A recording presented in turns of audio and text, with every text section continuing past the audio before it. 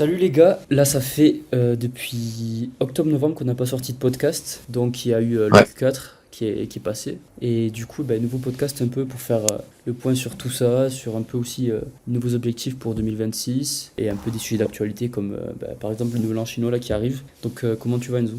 bah écoute, ça va très bien toi? Ça va super, ça va super. Bon, un peu compliqué moi en ce moment en termes de location géographique. Je suis un peu SDF. J'ai plus d'appartement, du coup je suis en train de rechercher un. C'est un peu relou pour la productivité, mais bon, ça c'est des aléas de la vie. Mais à part ça, ça va, ouais, ça va. Bah écoute, parfait. Au sujet, aujourd'hui, en sujet, on a pas mal de choses en vrai. Niche versus thématique pour notre stratégie, nous, en e-com. On va expliquer pourquoi.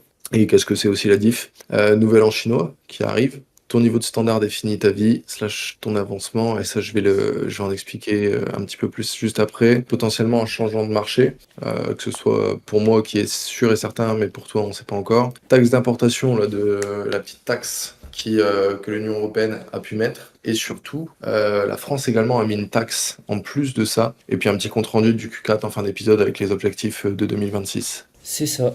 On commence par niche veste thématique ou tu veux commencer par autre chose? Ouais, comme tu veux, honnêtement, mes niches, bon, on fait dans l'ordre, hein, Allez, comme je viens de citer. niche Tu veste. veux, je te laisse expliquer si c'est ça? Donc du coup, quand on s'est lancé dans l'e-com, nous notre stratégie c'est de faire plus de sélectionner des niches on va dire. Donc moi ma stratégie c'était même de choisir une niche plutôt petite pour commencer à rentrer dans le marché plus rapidement et faire des sous plus vite. Le problème c'est que pendant ce Q4, en comparant avec des boutiques d'Enzo, vite vu que il y a un cap de volume de recherche. Parce que par niche petite ou grande, je parle du nombre de volumes de recherche, la quantité de volume de recherche par mois et non pas de la quantité de produits. Et j'ai vu que j'étais capé, que je pouvais pas scaler autant que Enzo. Et un peu dans la même stratégie, en fait, dans le même objectif, on s'est dit, Enzo s'est dit que on peut même, à la place de faire de la niche, faire de la thématique. Et du coup, je te laisse expliquer un peu c'est quoi les raisons de ça. Bah, en gros, les raisons, c'est très simple, c'est que la niche, on se fait vite caper. En fait, tu as tout le temps un volume vraiment qui est défini. Et si tu veux augmenter ce volume total, en fait, on est obligé de rajouter une niche connexe. Donc, en fait, à ce moment-là, ou alors, on est bloqué. Et donc, du coup, si tu veux faire plus de CA, tu refais une boutique. Le truc le plus simple, c'est faire du coup une thématique et faire plein de niches, en fait, à chaque fois. Je vais prendre un exemple. Par exemple, au lieu de faire juste t-shirt, on va faire du coup t-shirt, pull, pantalon, chaussures, etc. Et du coup, on fait tous les vêtements. Et en gros, ça permet tout simplement d'avoir un marché total adressable qui est beaucoup plus gros, avec un potentiel qui est beaucoup plus gros en termes de CA et de rentabilité. Et surtout, en fait, que ce soit un site avec 200 produits ou un site avec 3000 produits ou 4, 5, 10 000 produits, le temps de gestion, à la fin, au niveau des ads ou quoi, reste presque le même. L'énergie est la même dans les deux. Donc en fait, pourquoi se faire chier à aller sur des shops à 200 produits avec un potentiel peut-être de 100, 150 000 euros de CA à l'année ou peut-être plus, tu vois, dans les meilleurs, alors que pour la même énergie investie, on peut aller sur des sites qui font 1, 2, 3 M à l'année, tu vois. C'est ça. Donc du coup, c'est la réflexion. Et marché plus gros, CA plus gros. Et puis en plus de ça, c'est plus facilement aussi revendable à la fin, puisque plus de CA et surtout c'est un shop qui est beaucoup plus gros. Pareil, t'as plus envie de te la donner sur un shop qui est plus gros, que ce soit sur le branding, que ce soit sur peut-être potentiellement les réseaux sociaux et tout. Et ça fait monter la valorisation. Et puis si par la suite tu veux exit, comme j'ai dit juste avant, l'exit sera plus gros. C'est ça. Bon, du coup, pour ceux qui connaissent pas trop les termes niche, tout ça, quand je parle de niche, on peut prendre un exemple.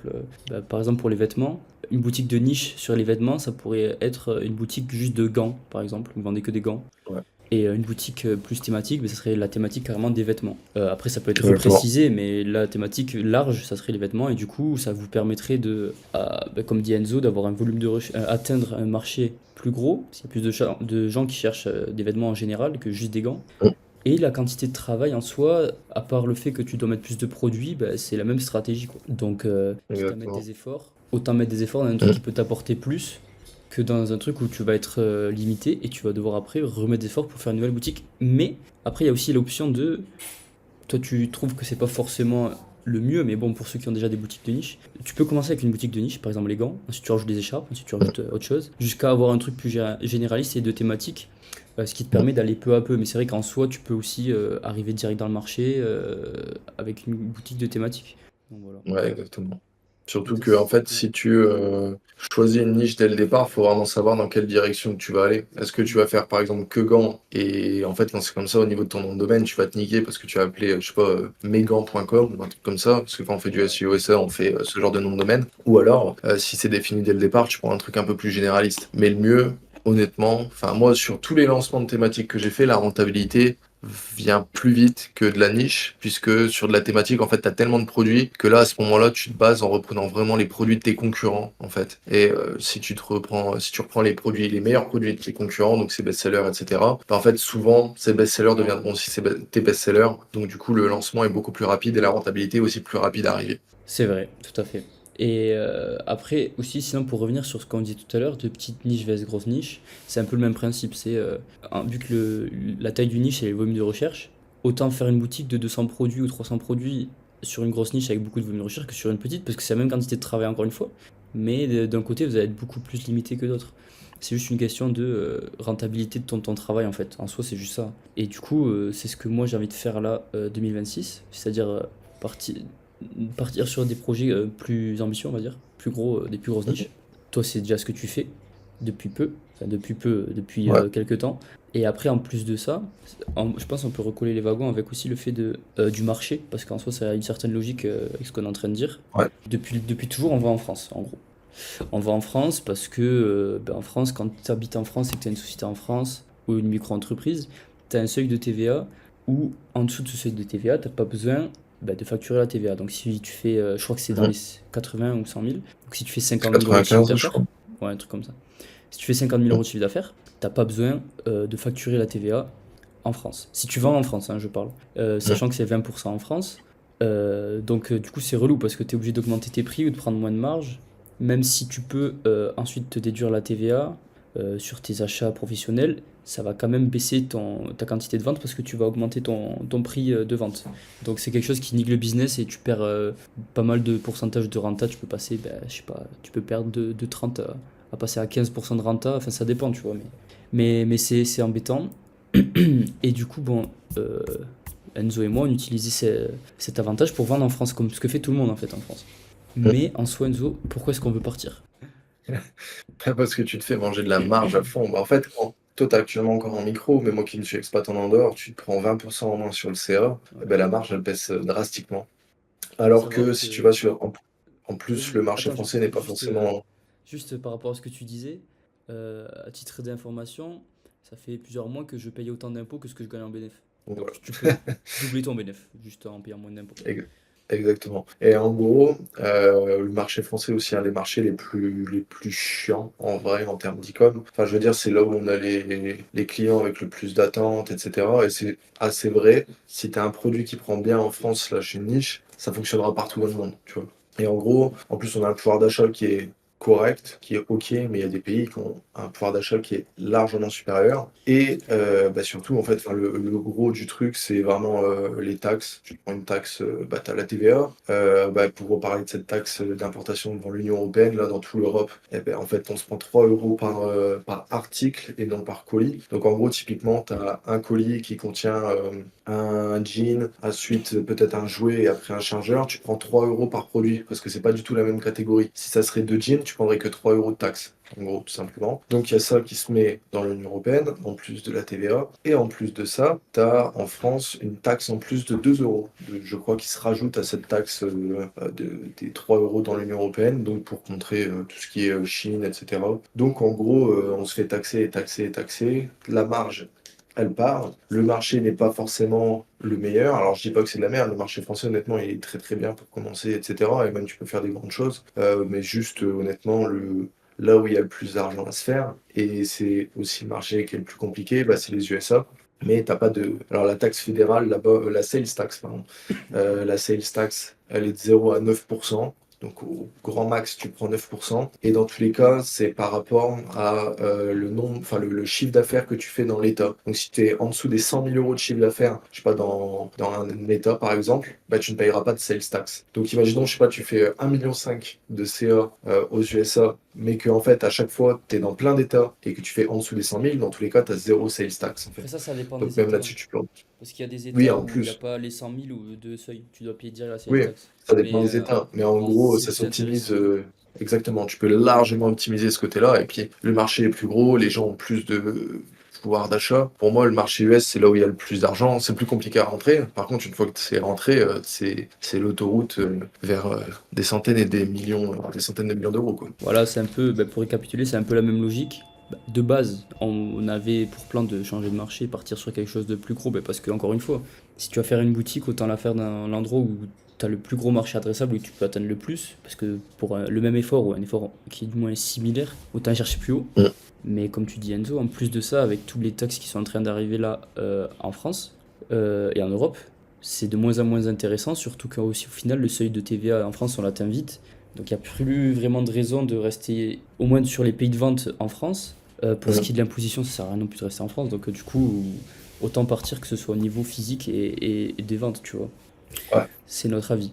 En plus de ça, comme tu le disais, bah, c'est pas le même niveau de vie, tu peux vendre des produits plus chers, enfin, il y a plein d'autres avantages à l'e-com, donc mmh, il faut tester, ouais, et il faut tester les choses grosses. Donc c'est quelque chose qu'on vous conseille de regarder. Il faut aussi, je pense, regarder un peu l'actualité, tu vois, par exemple, là ça va faire un gros boom au niveau de l'e-com, bon après on sait pas qu'est-ce qui va se passer, tu vois, avec ces taxes européennes, peut-être que ça va être annulé, je sais pas comment ça va se passer, mais pour le moment en tout cas, ça donne pas envie de faire du business en Europe, et en plus, si tu veux revendre une boutique, bah, ça, tu vas perdre de la valeur directement en fait. Les gens le savent ça, tu vois, c'est des exactement. lois donc. Donc, très chiant un peu, vous allez me dire les CPC, OK, ils sont plus élevés, aux US ou même les CPM, mais dans tous les cas, le prix d'un produit que tu vends en France, tu le vends le double limite aux USA la plupart du temps, quoi. Donc en fait, même si c'est plus cher, tu t'y retrouves, au niveau de tes prix de vente et puis pareil, la taxe à l'import, OK, il y a une taxe à l'import, mais je préfère payer une petite taxe à l'import que payer un 20 sur le CA. Donc en soi Ouais, mais ça n'a rien à voir. Les gens aussi ils achètent plus exactement, rapidement là-bas. Les prix de vente sont plus chers. Peut-être tu as des meilleurs ROS, même si. Enfin, pas de meilleurs ROS, mais tu fais plus de ventes, même si tes coûts publicitaires sont plus hauts. mmh, Donc le fait que le CPC soit plus haut, ça c'est pas pour rien. Tous les gros ils sont aux États-Unis. ouais, Si tu veux atteindre un certain niveau, faut que tu fasses comme ces personnes-là, tu vois. exactement. Donc voilà. Donc Donc voilà marché USA, pour ce la sujet, vie. ouais. En fait, c'est même pas marché USA, c'est vraiment juste tout le marché anglophone. Parce que, en plus de ça, si vous avez une boutique qui prend aux USA, vous pouvez la dupliquer enfin, même pas la dupliquer, mais vous ouvrez le marché Canada, UK, Australie, Nouvelle-Zélande, et vous êtes tranquille. Et c'est pareil, Australie, alors j'ai plus le nom de leur taxe, mais c'est 10%. Canada, je crois que ça fonctionne exactement comme les US, et donc c'est en fonction vraiment des districts, etc., des États. Et UK, bon bah UK c'est VAT, c'est 20%. Mais bon, dans tous les cas, vous avez quand même les US et tout qui tournent à côté. Et même si vous margez un petit peu moins en UK, ça rapporte toujours du CA en plus et du bénéf en plus. Du coup, là, pour quelqu'un qui, par exemple, se lance, ou même qui a une boutique en Ouais. France, tu lui conseilles de faire quoi ce serait quoi les étapes pour changer de marché il vend tout, il traduit, il commence peu à peu à partir, ou un mec qui commence, qu'est-ce qu'il fait directement, il part au State? Personnellement, si tu commences, je te dirais reste en France parce que c'est quand même un marché qui est moins compétitif que le marché USA. Par contre, par la suite, si tu commences à vraiment être bon, etc., et que tu es surtout sur l'étape de transitionner, c'est-à-dire t'expatrier, et du coup, bah, si tu t'expatries, même si tu t'expatries à Dubaï ou quoi, ok, tu n'as plus d'impôts en France en termes sur ta société ou même en physique, mais tu as quand même la TVA à payer. Donc, à ce moment-là, moi, je conseillerais de partir sur d'autres marchés, et typiquement peut-être le marché USA, ou bref, un marché qui ne l'embête pas, ou alors rester en France, parce que je sais qu'il y en a plein qui font du sale en France, et ça, enfin, c'est pas parce que tu vas en France, tu vois que tu vas pas faire de bénéf, mais juste ton bénéf sera moins gros que si tu vas aux USA, par exemple. C'est clair. Ok. Bah, Donc en merci. gros, commencer marché français, honnêtement, c'est le mieux. En plus, c'est ta langue maternelle. Enfin, en tout cas, si vous nous écoutez, je pense que c'est votre langue maternelle pour 90% des gens. Et enfin, c'est le plus simple, je pense. Sauf pour toi qui es franco-espagnol. Ouais, c'est clair. C'est clair, mais après, c'est quand même dans l'Europe et il y a quand même ce problème de sales tax, enfin de taxes d'import, donc Ouais. l'objectif c'est même C'est de partir. 23% l'Espagne. C'est La 21, TVA. je crois. Je crois que c'est 21. Ok. Après, Putain. je crois qu'il parlait de l'augmenter encore. Donc bon. Mais dans tous les cas, c'est vrai que enfin, c'est énorme. C'est énorme. Ouais, Et les impôts en Espagne, c'est énorme aussi. Donc le setup Andorre boutique dans des pays où il n'y a pas la TVA, je pense que c'est le mieux. exactement. Andorre, expatriation, je parle. Ou Dubaï, ou n'importe quel pays avec moins d'impôts que la France. Donc tous. Exactement. Tous du coup. On fait pas de politique, hein. On fait pas de politique, on fait juste des maths, on regarde les chiffres, on compare. Impôt là, ok, il n'y a pas de politique. C'est que ça qui est intéressant, ouais. Ouais, je te jure. Enfin non, mais beaucoup. Principalement. Euh, Là, on est en janvier, au moment où on est mi-janvier, au moment où on enregistre. Il y a le Nouvel An chinois en février. Mm. Je sais que personne n'a des fournisseurs chinois ici, mais on va quand même en parler. Euh, le... Du coup, les agents, enfin notre agent, il nous a dit pas de fabrication, enfin l'usine les arrêts de la production jusqu'à mi-février et certaines même jusqu'à fin février. Qu'est-ce que tu as une boutique e-com, qu'est-ce que tu fais en fait? Ou tu veux lancer un e-com, est-ce que tu attends? Quels sont tes conseils? Parce que c'est quand même un gros problème. Déjà que les temps de livraison de Chine, c'est pas super rapide, on va dire. Si en plus, maintenant, il y a 2 semaines, voire un mois en plus de délai, qu'est-ce qui se passe? Eh ben, ce qui se passe, c'est que tu as intérêt à bien gérer au niveau du SAV. Ouais. Là, en vrai, alors, en vrai, il y a plusieurs strates, il y a plusieurs teams. Moi, je suis de la team, quand tu es en full drop, continue à vendre quand même. Juste, c'est indiqué sur la page produit que en ce moment, il va y avoir des délais ou quoi. Au moins, le client, il n'a pas de surprise. Tu Mm. dis que ça peut être retardé de 1 à 2 semaines, parce qu'en ce moment, il y a des problèmes au niveau des livraisons, etc. Ou alors, bah, tu n'indiques rien et à ce moment-là, tu cut tes ads. Sauf que bon, t'as plus de rentrée d'argent pendant un mois, donc c'est pas forcément fou. Donc c'est pour ça que moi je suis plutôt de la première team. Et puis après, bah, faut juste gérer au niveau du SAV. Alors oui, tu vas peut-être avoir plus de demandes de remboursement parce que t'es loin Chypre ou alors des clients qui vont s'inquiéter ou quoi que ce soit. Mais à ce moment-là, enfin, c'est juste un, entre guillemets, un petit problème. Par contre, va pas scaler pendant cette période. Enfin, en tout cas, moi c'est mon conseil. Je vais pas scaler, je vais même peut-être un petit peu descaler, mais je vais rester normal avec mes pubs et puis juste assurer au niveau du SAV. Par contre, pour quelqu'un qui lance sa boutique, je pense pas forcément que c'est le bon moment parce que si tu lances début février, tu as tes premiers clients et tu peux même pas les livrer, bon, c'est pas forcément fou, tu vas prendre que des retours ou alors des demandes de remboursement. Donc à ce moment-là, je conseillerais plutôt en février de build un max de shop et juste on les balance si c'est ça en mars par exemple. Mm. Tout à fait, voilà, pas perdre ce temps non plus, se dire, bah écoute, je mets en pause l'e-com et je me lancerai plus tard. Plutôt profiter de ce temps pour construire et tout lancer plus tard. Surtout que, comme on discutait avant, ça va vous donner de l'ancienneté dans la construction du site, dans l'achat du nom de domaine, Mm. etc. Qui va vous être très utile au moment de passer les vérifications Google Merchant Center et pas vous prendre des bannes. Donc ça vaut Exactement. même de l'or, en vrai, ça peut faire toute la différence. Ouais. Quand même pas se donner ça comme excuse pour laisser tomber. Et Mm. sinon, ouais, tout à fait, parce que moi je suis d'accord avec ce que tu as dit. Petit descale, bien relire nos politiques de retour, bien afficher sur les pages produits Ouais. On ce pourrait même les délai. retravailler un petit peu.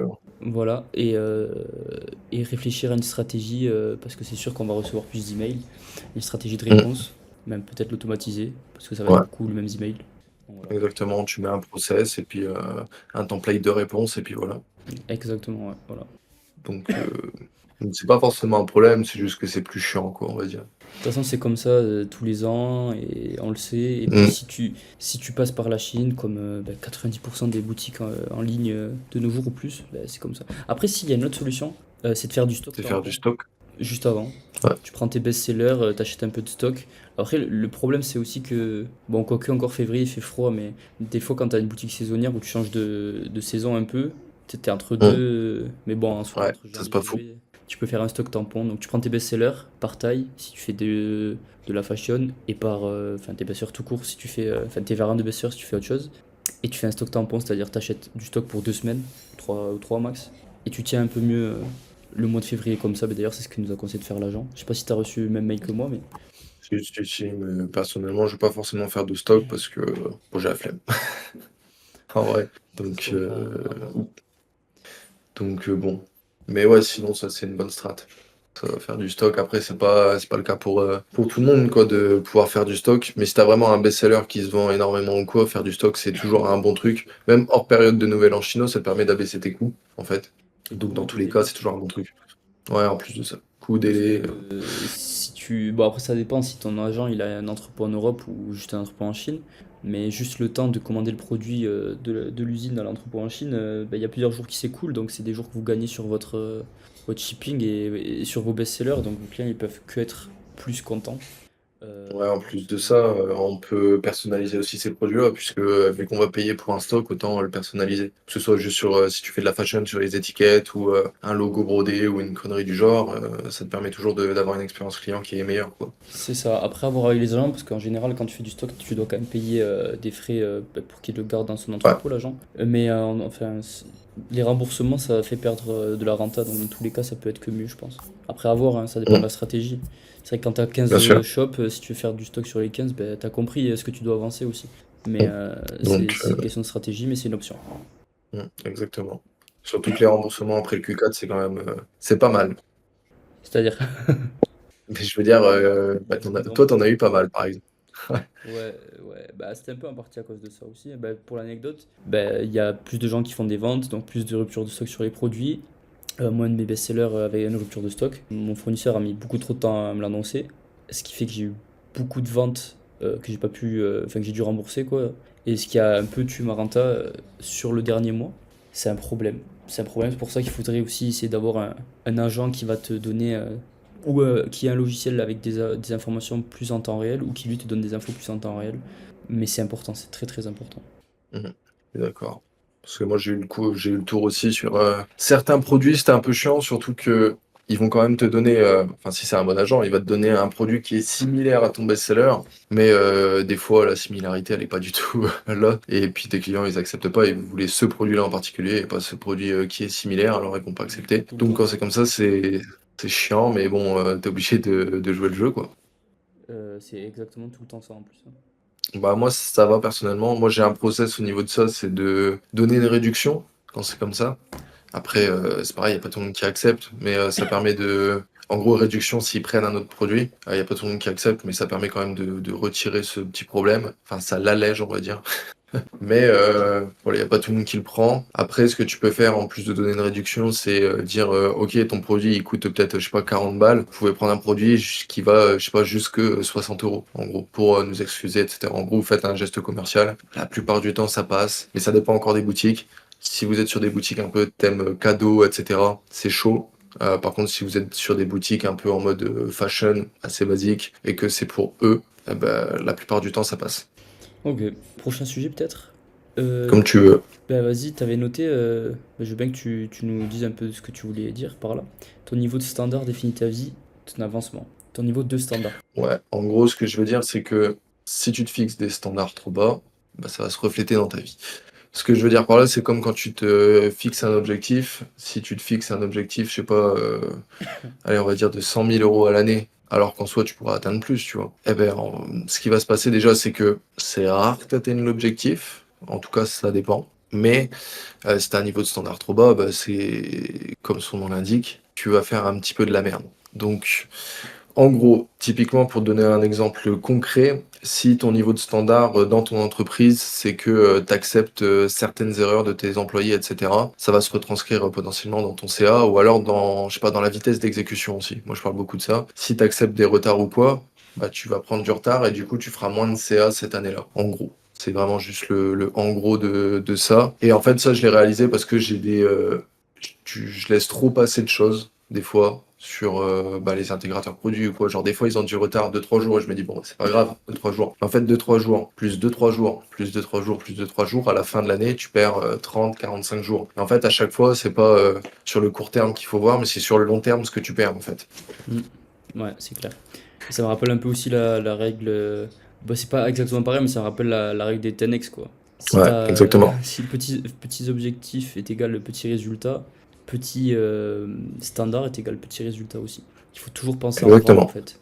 C'est Ouais, exactement ça. exactement. Et ne pas voir court terme et toujours voir long terme, en fait. Et ça, c'est le truc, parce que, un truc tout con, mais les mecs qui sont vraiment hauts dans l'entrepreneuriat, ils te diront jamais ce mois-ci j'ai fait tant. C'est plutôt l'année dernière j'ai fait tant. Cette année on projette de faire ça. L'année d'après on projette. À chaque fois ils parlent en année et ils parlent jamais en mois. Et nous on a toujours l'habitude de parler en mois. Mais les meilleurs à chaque fois ils te parlent en année. Même dans les SaaS. Je sais qu'il y en a beaucoup qui parlaient de MRR, maintenant ça parle beaucoup de ARR. Bah, les gros à chaque fois ils parlent tout le temps de ARR. Bah, oui, parce qu'il faut une vision, c'est la première chose que tu dois avoir quand tu Exactement. veux créer un business, c'est avoir une vision.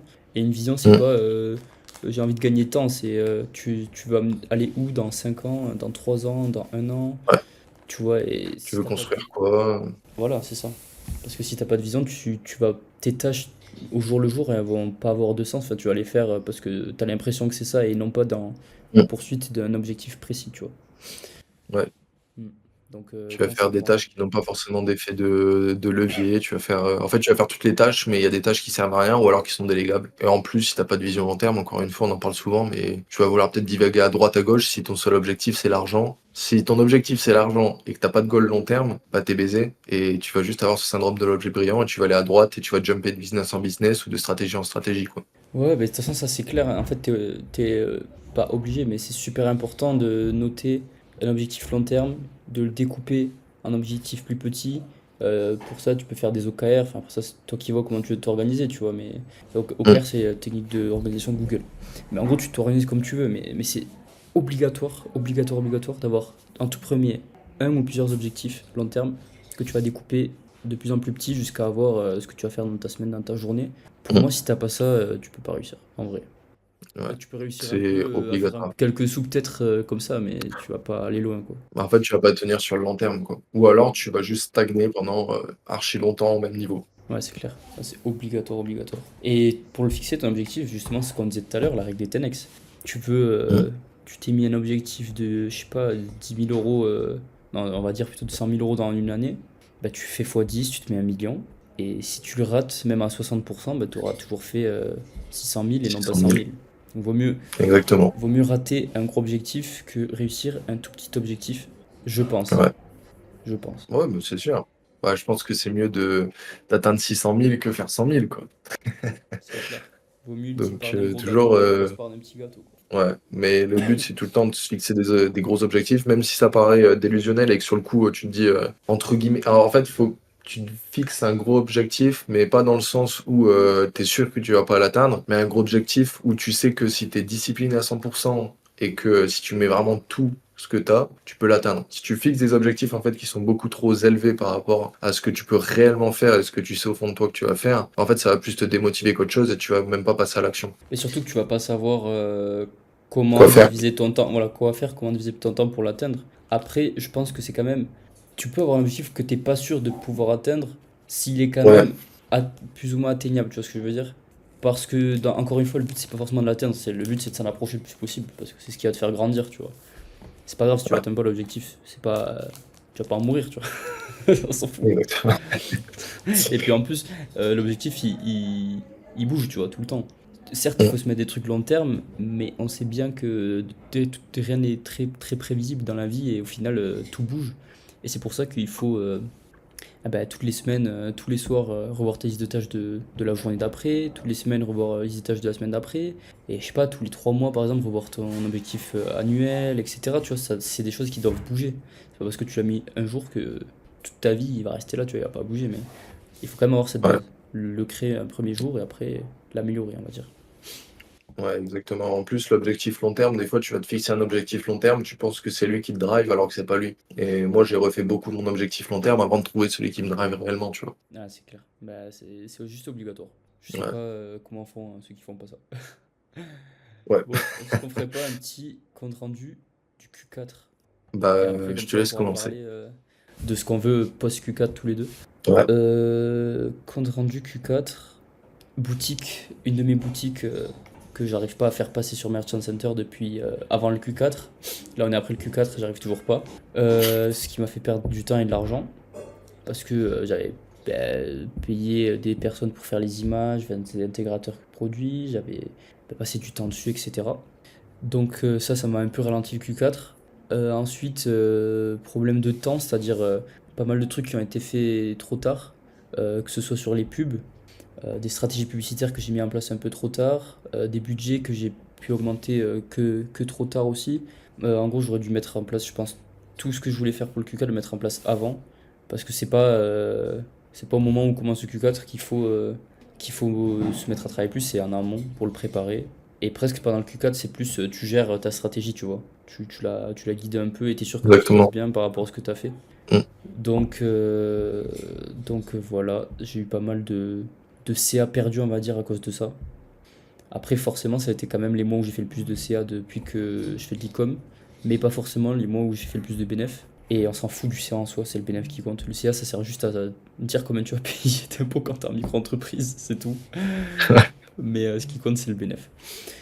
Donc, donc voilà, si je devais retenir un truc, plus de préparation pour l'année prochaine. Après, c'était mon premier Q4 sur cette strat, donc je pense que c'est normal. Mais voilà. Oui. Et toi? Plus de préparation, honnêtement. De toute façon, on a un petit peu le même compte rendu, mais plus de préparation. C'est-à-dire que tout doit être fini avant août. Par exemple, si tu construis des shops, tout doit être fini août. Q4 préparé en août au grand max. En fait, il vaut mieux avoir de l'avance que du retard. Et dans mon cas, j'avais plus de retard que d'avance.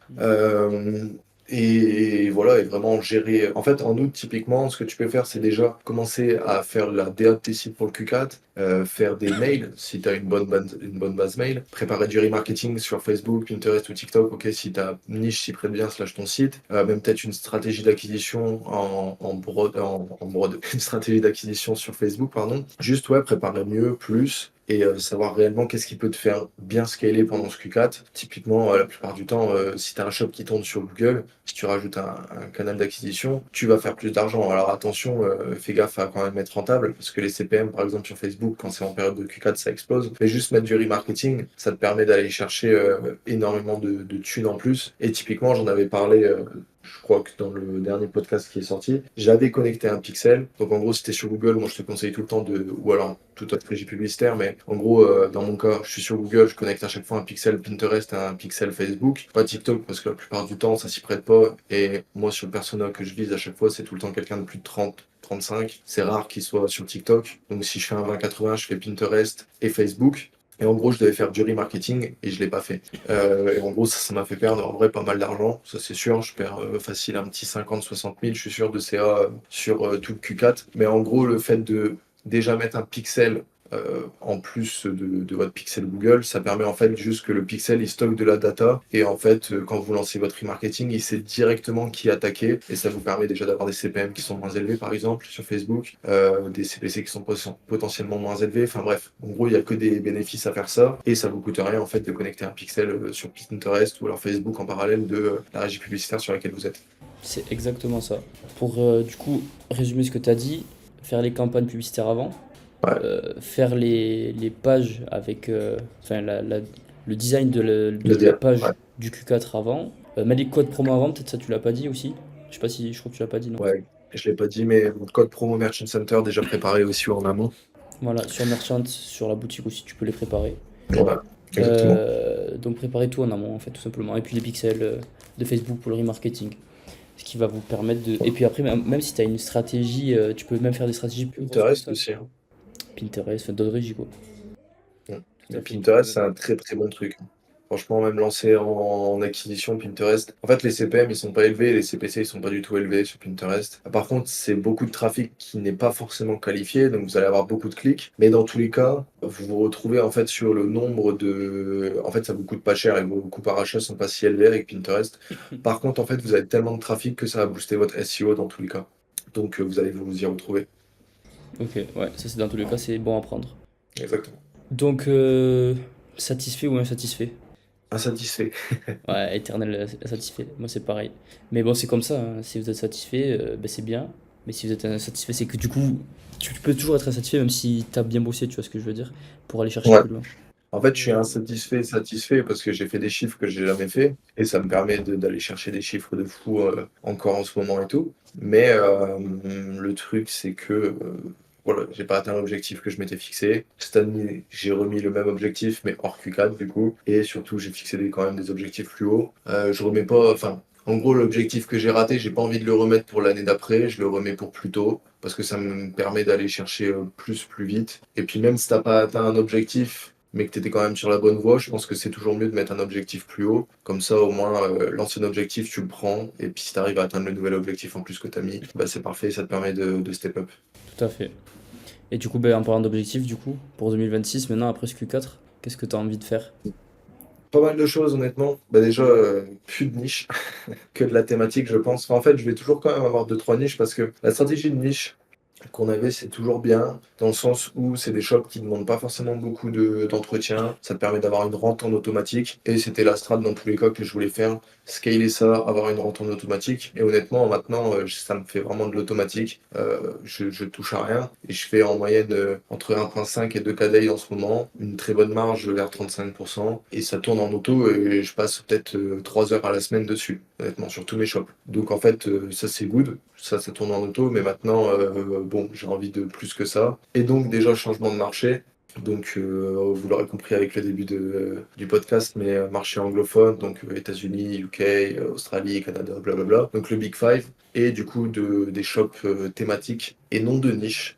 Pour aller chercher en fait simplement de la valorisation, en plus du cash flow bien sûr, mais maintenant moi c'est vraiment la carte de valorisation que je veux faire pendant 2 3 ans, et puis ensuite potentiellement peut-être prendre un exit dans 3 ans, et peut-être que dans 3 ans aller construire une brand tout simplement. En tout cas c'est l'objectif, et si je dois donner un objectif de chiffre pour cette année, bah, c'est les 10 millions de CA, tout simplement en e-com, tout en gardant une assez bonne marge. Donc typiquement au-dessus de 25%, ce serait parfait. Ok, bah énorme objectif. Dans tous les cas, c'est assez ambitieux pour 2026, mais après, c'est ce qu'on a dit juste avant. C'est comme ça que doit être un objectif. Exactement. Très bien. Et toi?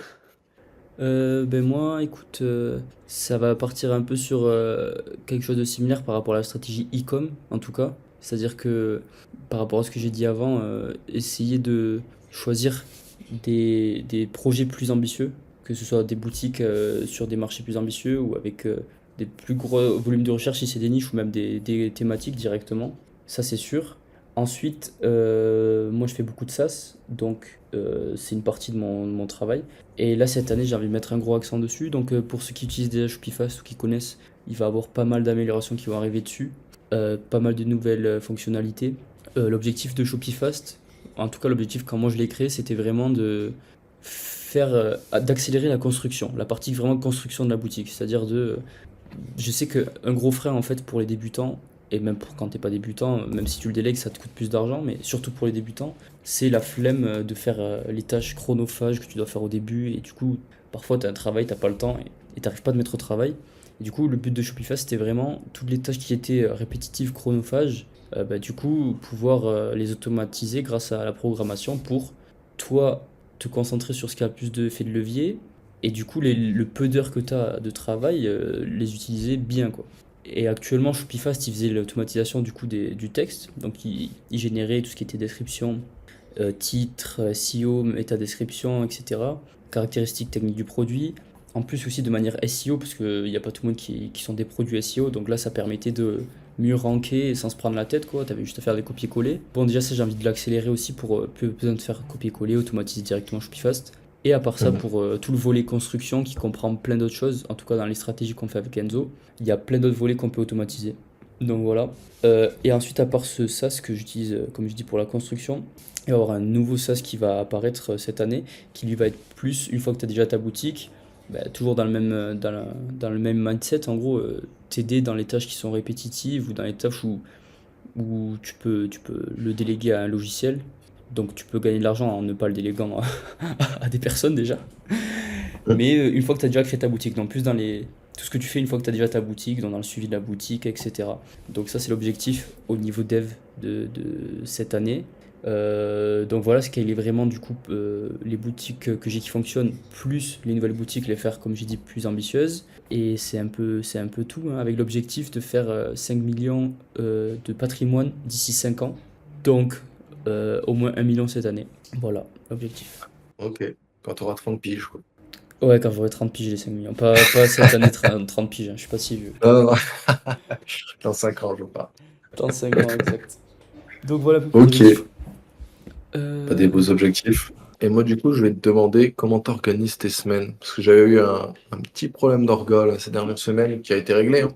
Mais je trouvais deux, trois petits trucs qui vraiment permettent d'aller chercher un niveau de productivité supérieur et surtout de ne pas perdre de temps et aller vraiment sur les tâches à effet de levier. Mais toi, je voulais savoir comment tu t'organisais. Bah, question très intéressante. Je veux bien que tu m'expliques plus tard, enfin juste après, du coup, qu'est-ce que tu as trouvé. Moi, Ouais. c'est vrai qu'on a parlé d'objectifs et tout, mais pas de comment ensuite on s'organise pour les atteindre. Alors que c'est quelque chose qui est des plus importants, je trouve. Alors, ce que je fais, moi, c'est que du coup, je fais des OKR. Donc, en gros, j'ai des gros objectifs et des résultats clés pour atteindre cet objectif. Donc, je sais pas, moi, tu as un objectif par exemple sur l'e-com. Ton résultat sur ce shop, c'est de faire tant de bénéfices sur telle période, etc. Donc des objectifs clés. Je me les place par quartier de l'année, donc par priorité. Après, ça dépend de l'objectif, mais par exemple, tu vois, je sais pas, le SAS, par exemple, je le mets sur le Q1 de 2026, on va dire. Et après, j'ai d'autres objectifs sur ce même Q1, donc je sais pas, j'ai sortir tant de vidéos YouTube ou quoi. Ensuite, une fois que j'ai mes objectifs du mois, ce que je fais, c'est que je prends sur une semaine, j'essaie de mettre les trucs les plus importants en début de semaine et les moins importants en fin de semaine. Et après, au niveau Ouais. journée, j'essaye de faire la même chose. Donc, c'est-à-dire, je regarde dans ma journée, j'ai combien d'heures de travail. Tu vois, j'ai un planning, genre je me lève tous les jours à la même heure, je mange à la même heure, j'arrête de travailler à la même heure. Et les tâches les plus importantes, je les mets en deep work le matin. Et ensuite, je mets des tâches un peu moins importantes l'après-midi. Et je déroule ma semaine comme ça.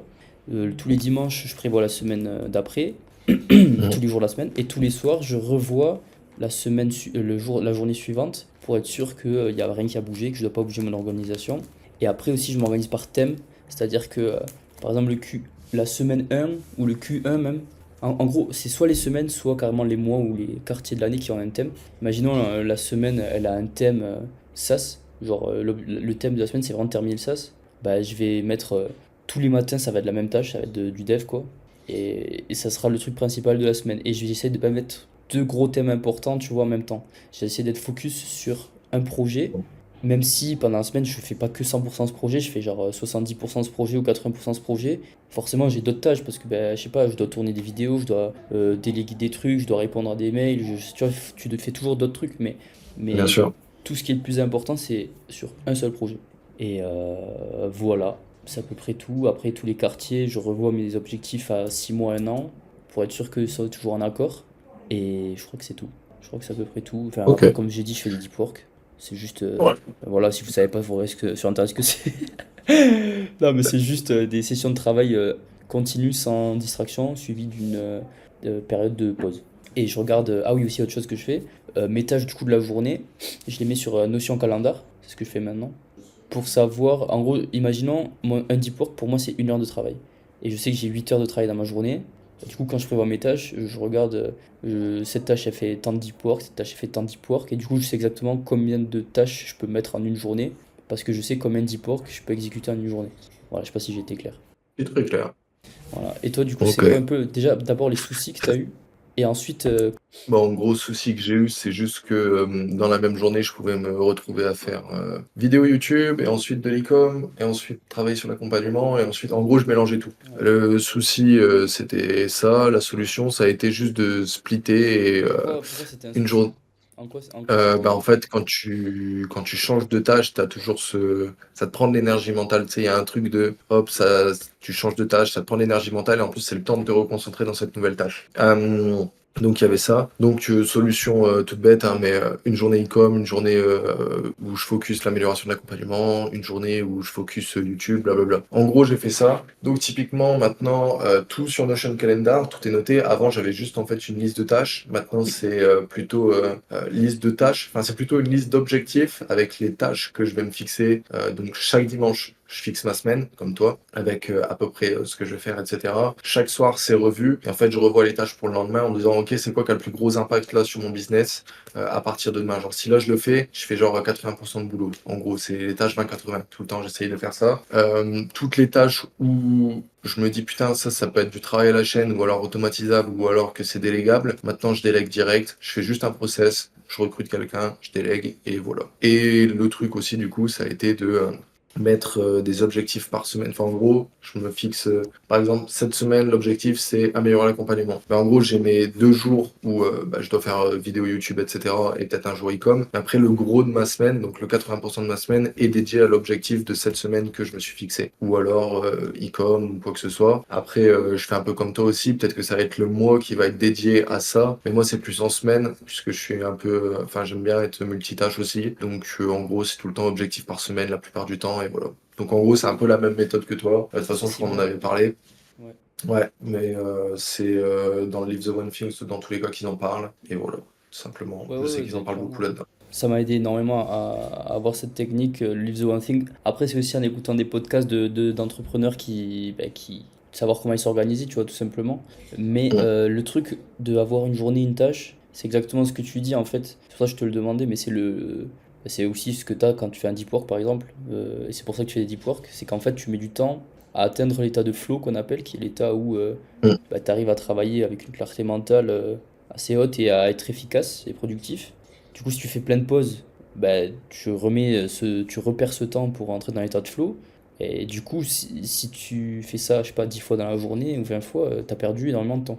C'est pour ça que si Mm. toi-même, tu choisis tes pauses, parce que donc, tu peux pas être dans cet état de flow non plus indéfiniment, mais si toi-même tu choisis ces pauses quand tu vois à peu près que c'est le moment où tu peux pas tenir plus et que le moment où tu travailles, tu fais zéro déconcentration, bah, en termes de ton temps, il est mieux utilisé.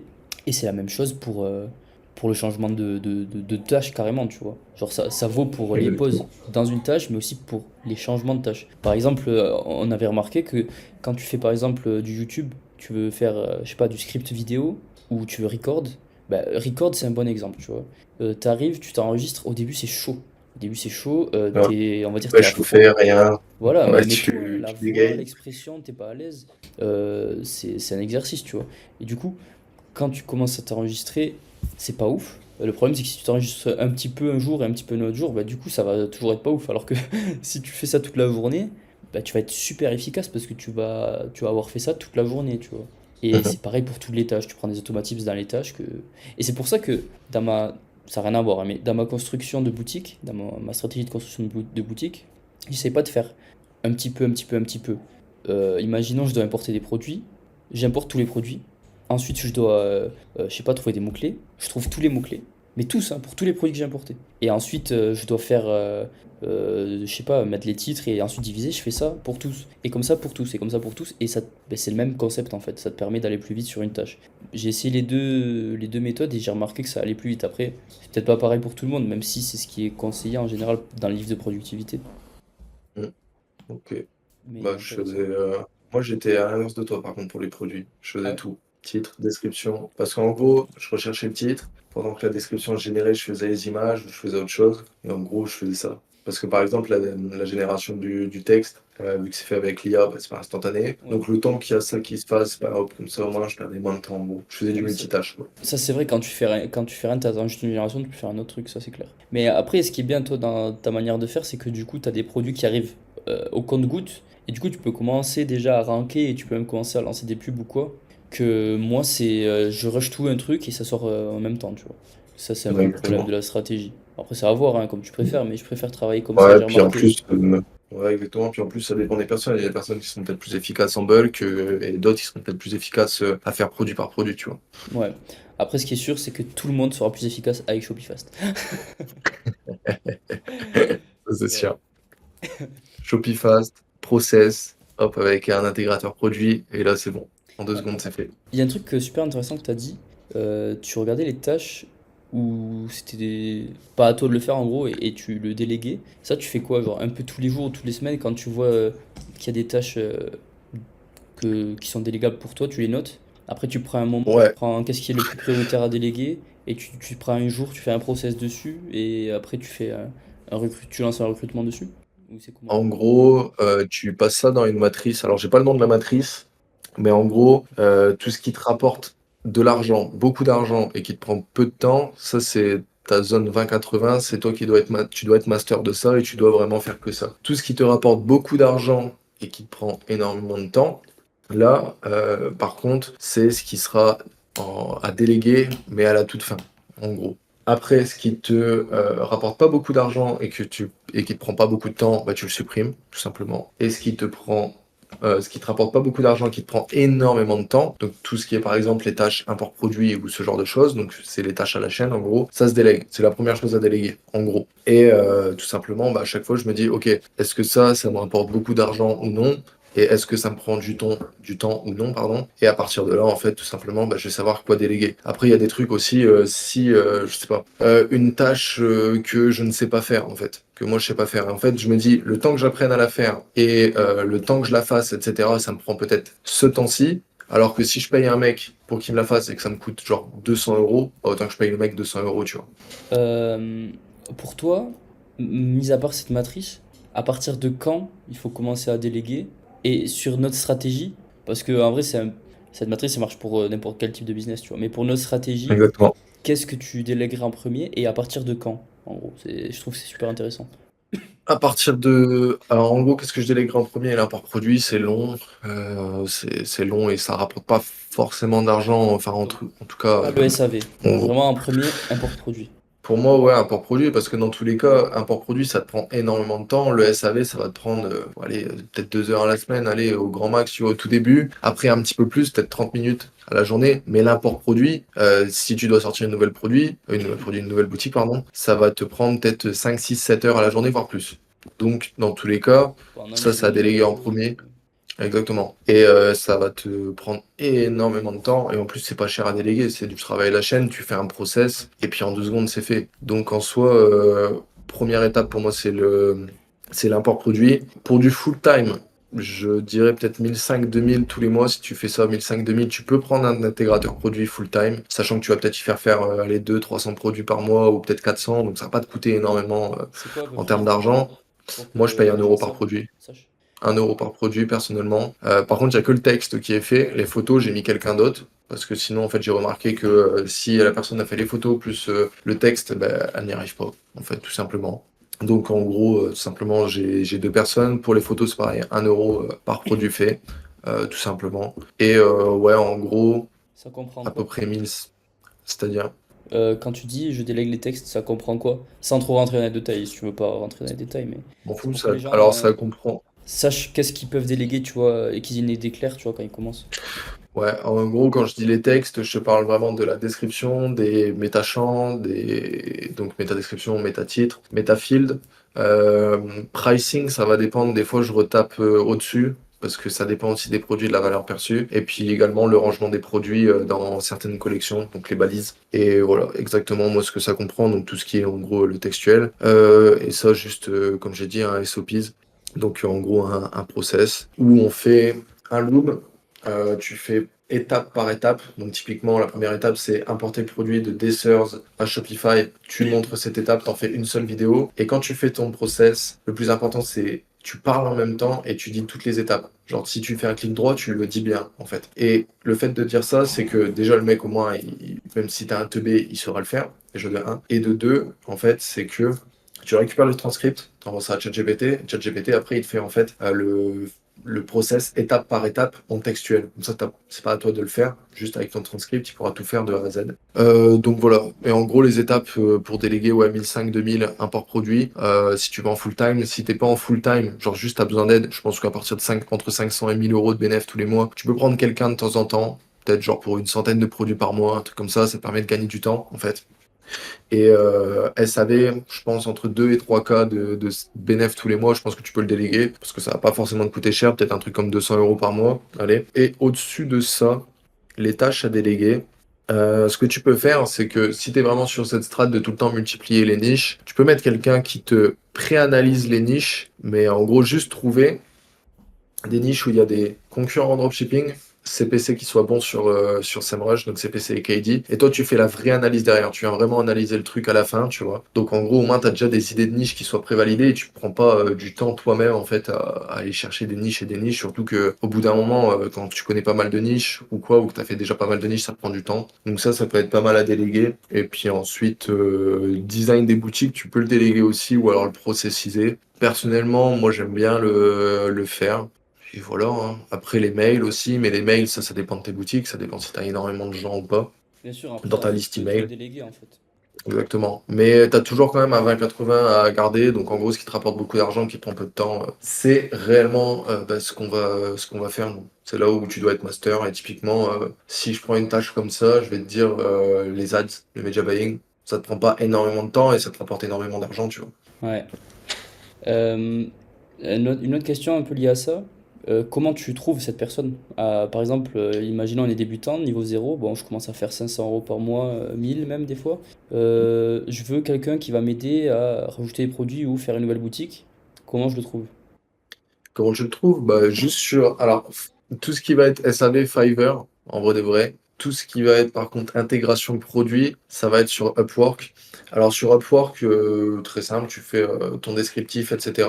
Si tu veux hooker un maximum les personnes sur Upwork, juste tu mets des titres genre 3 000 € ou des trucs comme ça, ou alors job full-time. En gros, le truc qui peut rameuter le plus de gens possible. Donc ce que cherche un freelance, enfin en gros pour savoir qu'est-ce qui va les hooker, c'est leur motivation les plus profondes. Donc un freelance, c'est l'argent et avoir de la stabilité. Donc en gros, job full-time ou être bien payé. Donc en gros, dans ton titre, par exemple, tu peux mettre job full-time et en prix, par exemple, sur ta tâche ou un truc comme ça, tu peux mettre un taux ultra élevé ou quoi, en fait, pour attirer le maximum de gens, tout simplement. Moi, personnellement, c'est ce que je fais. J'avais fait aussi sur Upwork, c'était de mettre un lien vers un serveur Discord, en fait, pour rameuter le max de gens. Le problème avec ça, c'est que Upwork, il te nique, en fait, quand tu fais ça. Donc à ce moment-là, juste, ça, c'est un tips qui m'a été donné par une personne de l'accompagnement, mais tu fais du coup ton annonce sur Upwork, tu ramènes, tous les gens vont t'envoyer des DM, et en fait, sur ces gens en DM, tu leur dis, ok, ajoute-moi sur Discord, blablabla, et après tu les renvoies tous dans un Discord. Le truc avec ça, c'est que ça retire le premier filtre, c'est-à-dire que moi, je filtre,